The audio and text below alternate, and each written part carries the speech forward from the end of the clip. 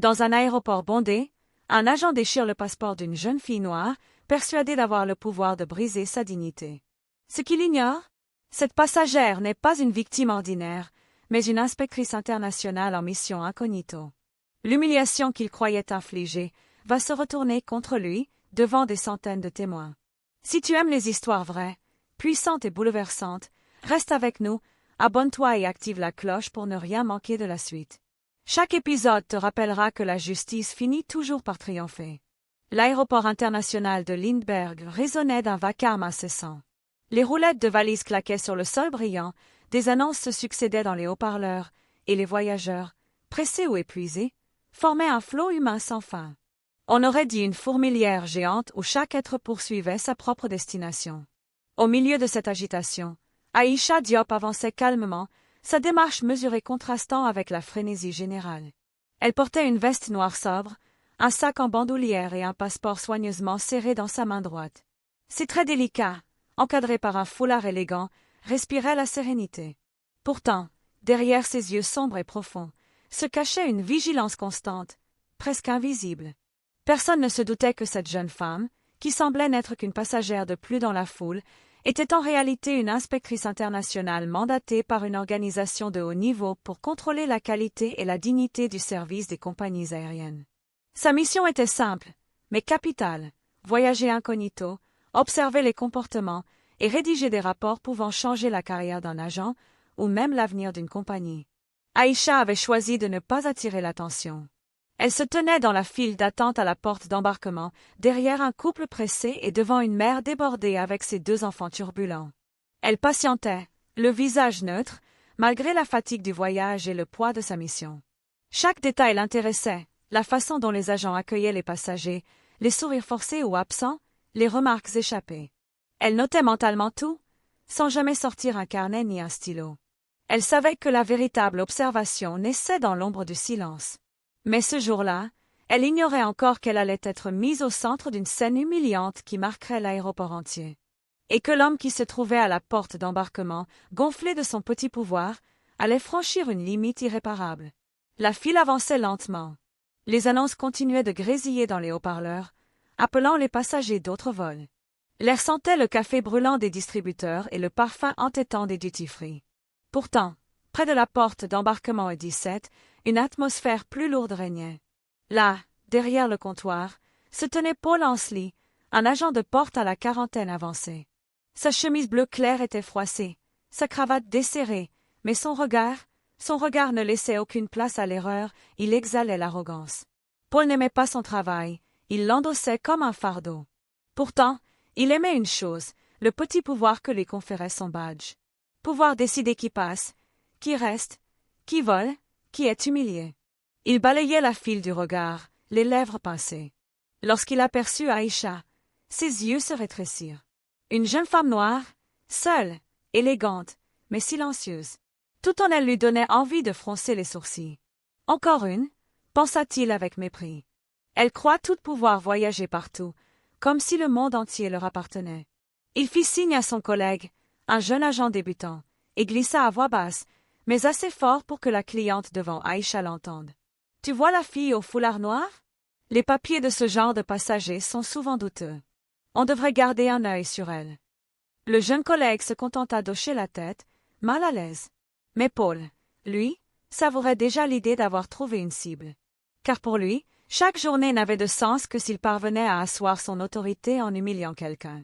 Et dans son esprit, Aïcha était déjà l'élu de ce jour-là. La file avançait enfin.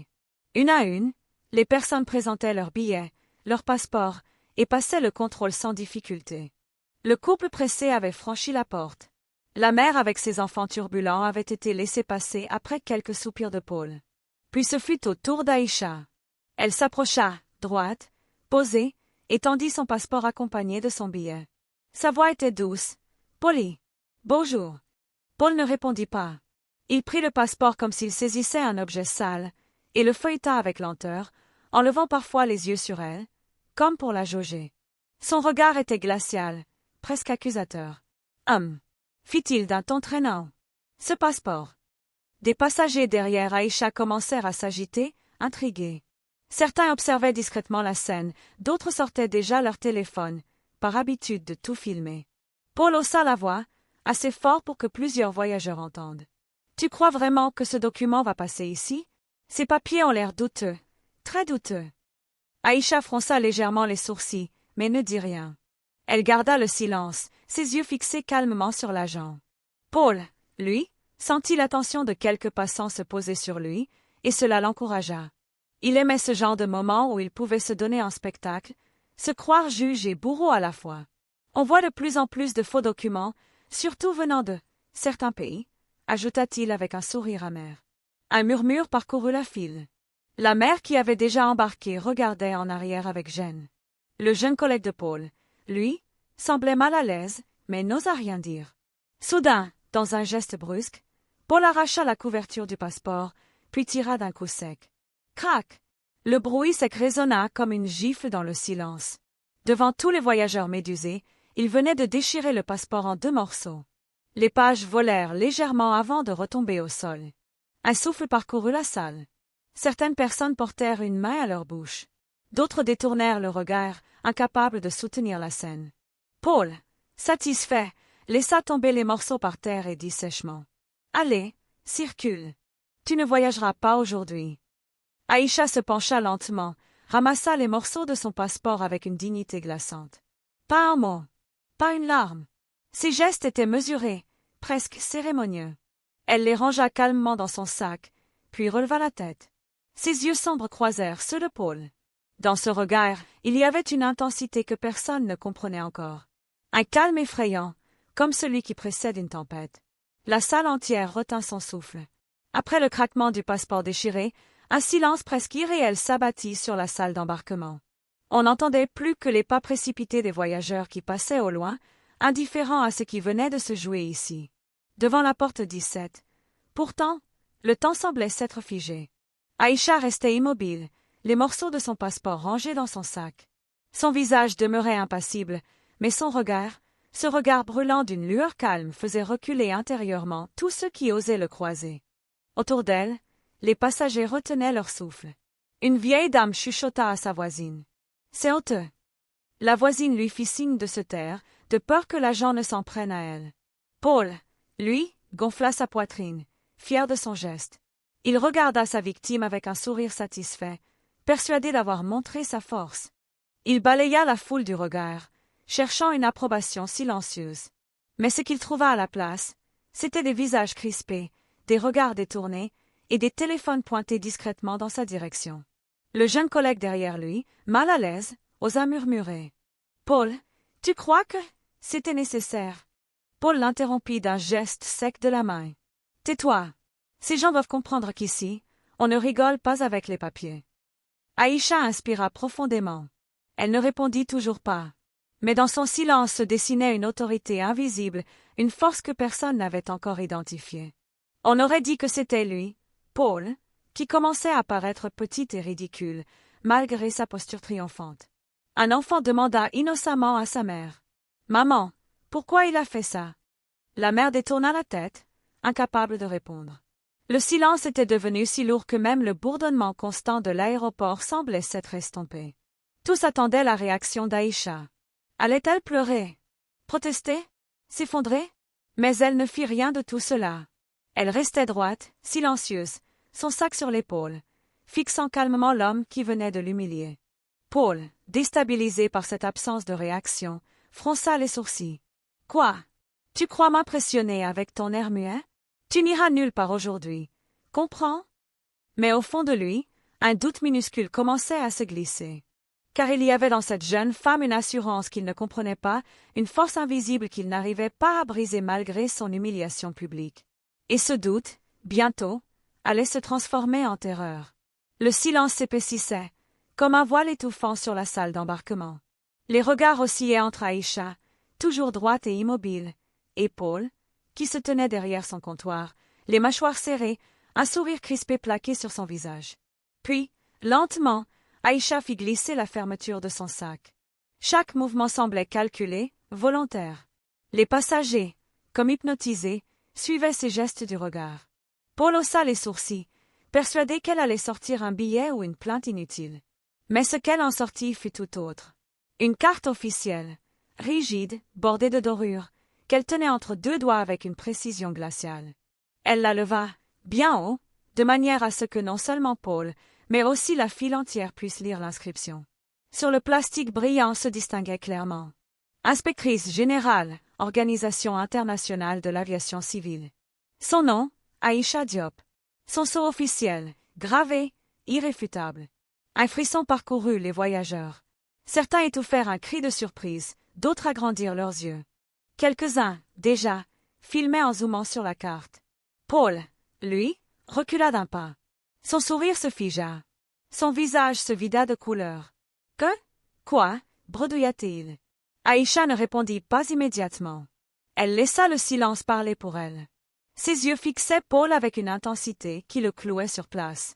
Puis, calmement, d'une voix ferme qui résonna comme une gifle, elle dit: Vous venez, à l'instant, d'humilier non pas une passagère, mais une inspectrice mandatée pour évaluer la qualité du service et la dignité des agents sous votre responsabilité. Les passagers retinrent un souffle de stupeur. Paul, bouche entr'ouverte, ne savait plus quoi dire. Aïcha s'avança d'un pas. Sa voix restait calme, mais chaque mot pesait comme une pierre. Et croyez-moi, tout ce qui s'est passé ici sera consigné, enregistré et transmis.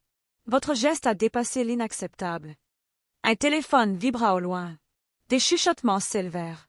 La salle d'embarquement, quelques instants plus tôt silencieuse, se transforma en un théâtre où l'humiliation changeait de camp. Paul n'était plus le prédateur. Il était devenu la proie. Paul sentait la sueur perler dans son dos. Ses mains tremblaient légèrement, mais il tentait de garder la tête haute. Autour de lui, les passagers s'étaient figés, captivés. Certains filmaient ouvertement, d'autres retenaient leur souffle comme s'ils assistaient à une scène historique. Aïcha avança d'un pas supplémentaire. Sa voix, ferme et posée, fendit l'air. Vous croyez avoir le pouvoir parce que vous portez un uniforme? Le véritable pouvoir, monsieur Ansley, c'est de servir avec respect, dignité et impartialité. Ce que vous venez de faire, c'est un abus. Pire, une humiliation publique basée sur vos préjugés. Paul tenta une défense maladroite, la voix tremblante. Je pensais juste que le passeport était faux, le coupa Aïcha, ses yeux noirs perçant les siens comme des lames. Sans aucune preuve, sans aucun scanner, vous vous êtes permis de déchirer un document d'État devant témoin, simplement parce que sa détentrice ne correspondait pas à votre idée d'une passagère légitime. Un murmure d'approbation parcourut la file. Des passagers hochèrent la tête, certains murmurant « C'est vrai ». Paul, à présent rouge écarlate, se mit à balbutier. « Écoutez, je fais mon travail. » « Votre travail, » répondit Aïcha en croisant lentement les bras. « Votre travail est d'assurer l'ordre et la sécurité, pas d'humilier et d'abuser. Votre travail est d'inspirer confiance, pas de provoquer la honte. Votre travail est de respecter chaque passager, sans distinction de couleur, d'origine ou de condition. Vous avez failli, monsieur Ansley. Gravement. » La voix d'Aïcha ne tremblait pas. Chaque mot claquait comme une sentence. Et plus elle parlait, plus Paul semblait rapetisser derrière son comptoir. Une femme dans la file, courageuse, osa dire à voix haute: « Elle a raison. C'était honteux. » D'autres suivirent, leur voix s'élevant peu à peu. Le murmure devint une vague de réprobation. Paul leva les mains, tentant de calmer la foule. « S'il vous plaît, ce n'est pas. » « Non, » trancha Aïcha en le pointant du doigt. « Ce n'est plus le moment de s'il vous plaît. C'est le moment de rendre des comptes. » Elle sortit un petit carnet, le posa sur le comptoir, et commença à écrire calmement. Chaque geste, chaque mot était une condamnation silencieuse. Paul, blême, comprit que sa carrière venait peut-être de s'effondrer sous les yeux d'une centaine de témoins. Et il savait que rien ne pourrait arrêter la tempête qui venait point à peine Aïcha eut terminé sa phrase, qu'un mouvement agita l'arrière de la salle. Deux hommes en uniforme bleu foncé, portant les insignes de superviseurs de sécurité aéroportuaire, avançaient d'un pas rapide. Leur présence imposait le silence. Les passagers s'écartèrent, formant un couloir. Paul blêmit.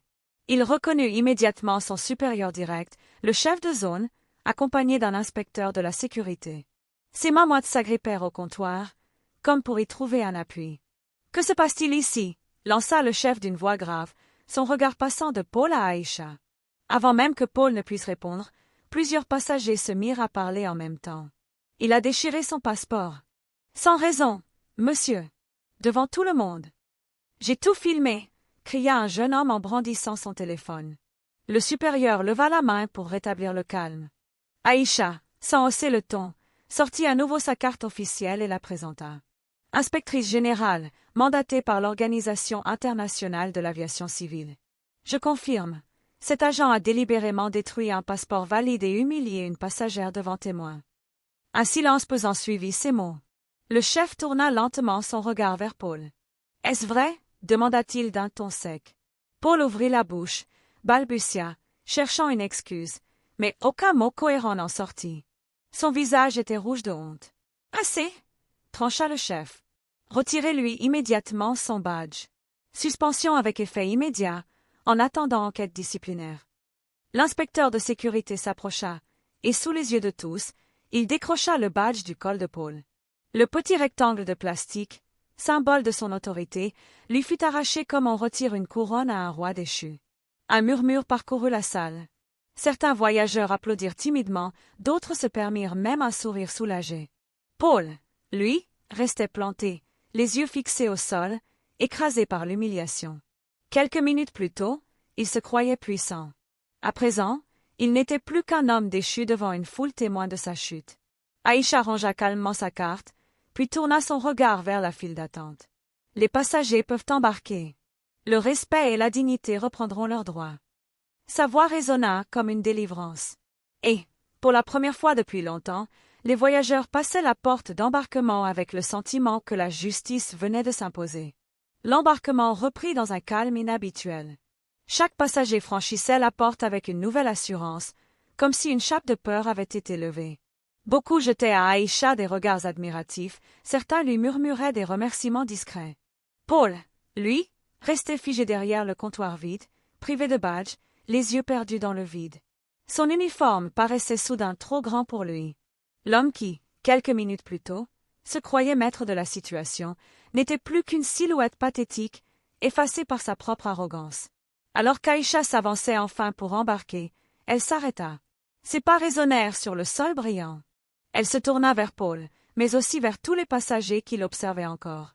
Sa voix, claire et posée, s'éleva dans la salle comme une sentence, mais aussi comme une promesse. Retenez bien ceci, la dignité d'un être humain ne se juge jamais à la couleur de sa peau, à son accent ou à son apparence. Elle est universelle. Celui qui croit pouvoir la piétiner finit toujours par être rattrapé par sa propre honte. Un silence profond suivit ces mots. Puis, comme une vague, les applaudissements éclatèrent. Pas des applaudissements bruyants de spectacle, mais des battements de mains sincères, reconnaissants. Certains voyageurs avaient les yeux brillants, d'autres souriaient avec soulagement.